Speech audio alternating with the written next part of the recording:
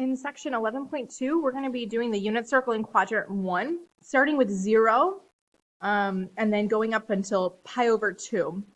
So to start with, will you remember, it goes cosine, comma, sine, and then we have tangent.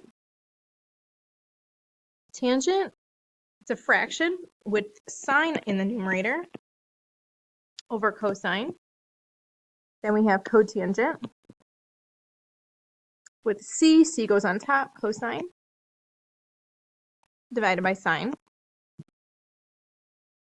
Then we have secant. Secant is 1 over cosine. And then we have cosecant, which is 1 over sine. Here we go, the unit circle in quadrant 1. So we're going to be doing all 6 of these. In part 1, it says, what is the degree measure equivalent to 0 radians? And that's going to be 0 degrees. So we started 0 degrees and we also started 0 radians. The W right here, it's talking about a wrapping function, and that just means the ordered pair associated with the radian. So we know that the ordered pair associated with 0 degrees, which is equivalent to 0 radians, is 1 comma 0.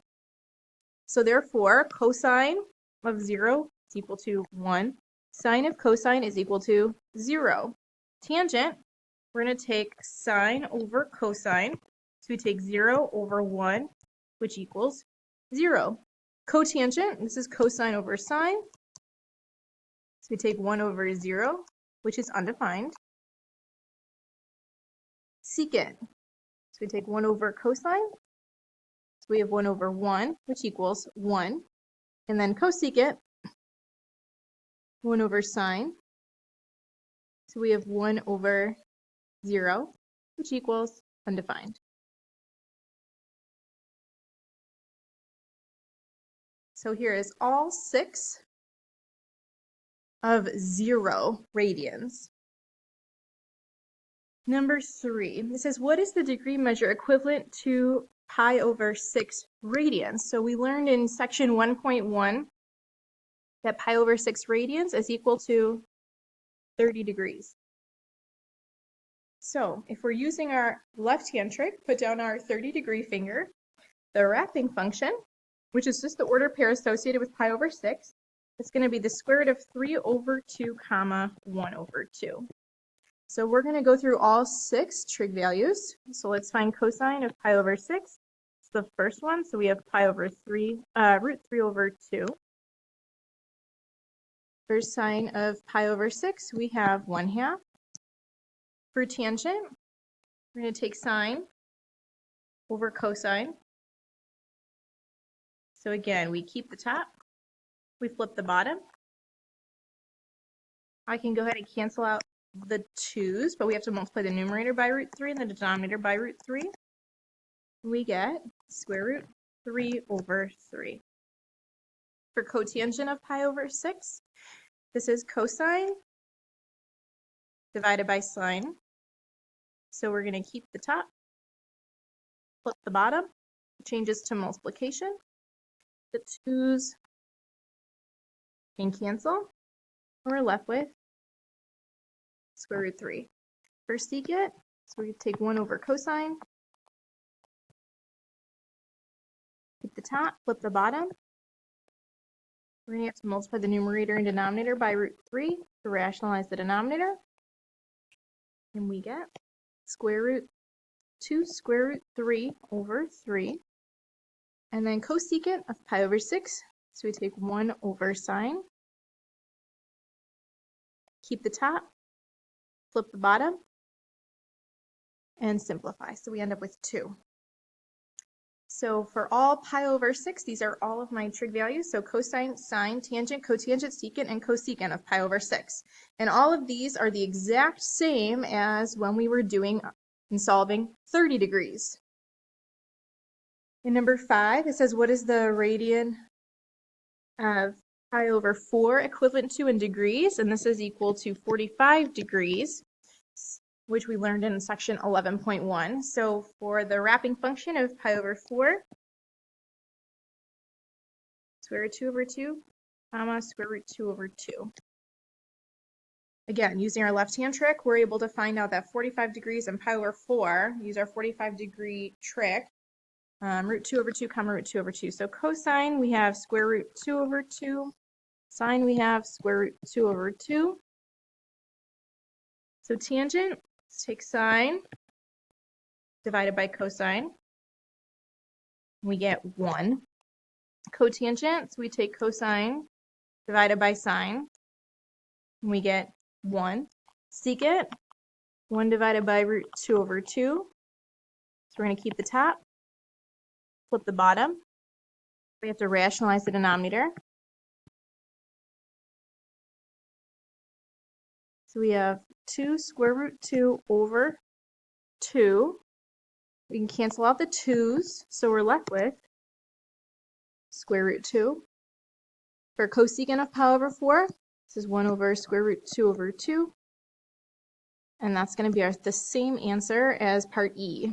We're also going to get square root 2 using the exact same process. So for all of our pi over 4's, that's the same as when we were solving for the degree measure of 45.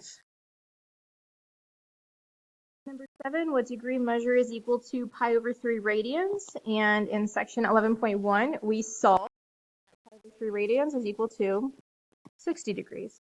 So using our left-hand trick, put down our 60 finger. The wrapping function of pi over 3 is equal to 1/2 comma square root 3 over 2. So for all of these pi over 3's, they're going to be the same as when we solved for 60 degrees. So for cosine of pi over 3, we have 1/2. For sine of pi over 3, we have square root 3 over 2. For tangent, we're going to take sine divided by cosine. Keep the top, flip the bottom. The 2's end up canceling. Left with square root 3. For cotangent of pi over 3, over sine. We're going to keep the top, flip the bottom. We can cancel out the 2's, and we have to rationalize the denominator. So I'm going to multiply the numerator and denominator by square root 3. And our final answer is square root 3 over 3. For secant of pi over 3, we're going to take 1 over cosine. Keep the top, flip the bottom. Simplify, we get 2. And then cosecant of pi over 3, so we're going to take 1 over sine. Keep the top, flip the bottom. We have nothing to cancel, so we have to rationalize the denominator. We get 2 square root 3 over 3 is our final answer. So again, all of these are the same as when we were solving for 60 degrees in the unit circle. And then finally, the degree measure equivalent to pi over 2 radians that we found in 11.1, that's 90 degrees. And we know that 90 degrees in the unit circle is right here. So my ordered pair is 0, 1. And that's my wrapping function of pi over 2. So cosine is 0, sine is 1. For tangent, we're going to take sine over cosine, which is undefined. Cotangent of pi over 2, so we're going to take cosine divided by sine, which is 0. Secant, so we have 1 over cosine, which is undefined. And then cosecant of pi over 2, we have 1 over sine, which just simplifies to 1. So all of these are the radians of the unit circle. So we started at 0. Then we went up to pi over 6, followed by pi over 4, then to pi over 3, and then ending at pi over 2.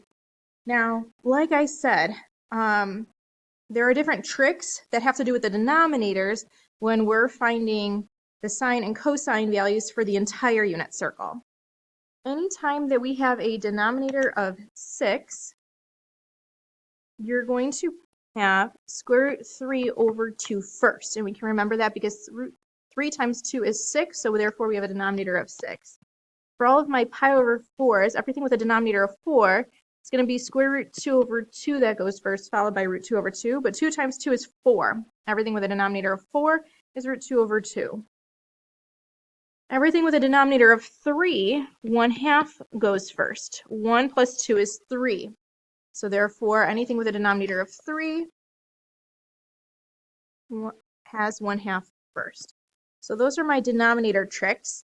You're going to have to remember 0, pi over 2, pi. So between 0 and pi, it's halfway.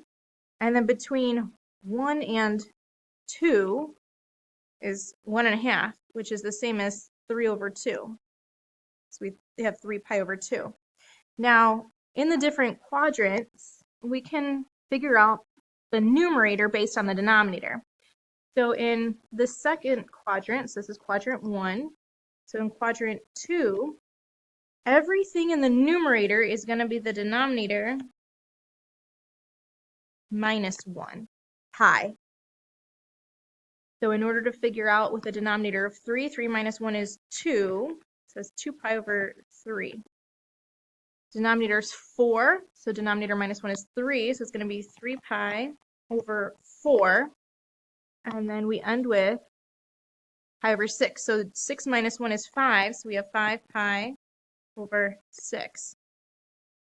In quadrant 3, this is going to be the denominator plus 1.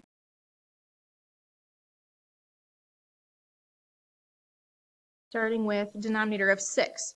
So 6 plus 1 is 7, so we have 7 pi over 6. And we go to 4. So 4 plus 1 is 5, so we have 5 pi over 4. And then 3, with the denominator of 3, 3 plus 1 is 4, so 4 pi over 3. And then finally in quadrant 4,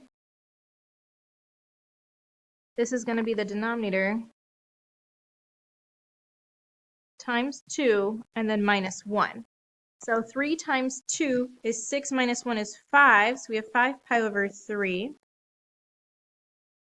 With a denominator of 4, we have 4 times 2 is 8, minus 1 is 7, so 7 pi over 4. And then we have denominator of 6. 6 times 2 is 12, minus 1 is 11. It's 11 pi over 6. So those are the tricks to figuring out the numerators with all the different denominators as you go around the unit circle. And then, of course, with the quadrants, we have the tricks to remember the first fraction in each quadrant.